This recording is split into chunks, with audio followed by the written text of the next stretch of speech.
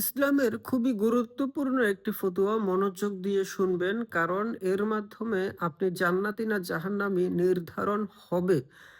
কোনো নারীর দেহ যদি কোনো পুরুষের দেহের সঙ্গে লাগে, আর ওই অবস্থায় ওই পুরুষের মনে যদি যৌন চিন্তা আসে, তাহলে ওই নারী অন্য সকল পুরুষের জন্য হারাম হয়ে যাবে।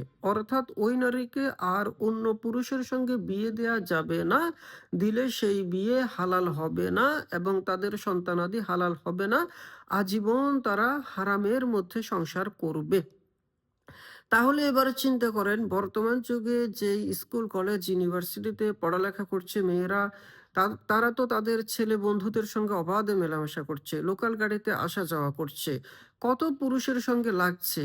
তাহলে দেখেন, ইসলাম অনুযায়ী কয়জন নারীর বিয়ে হালাল? ম্যাক্সিমাম হারাম।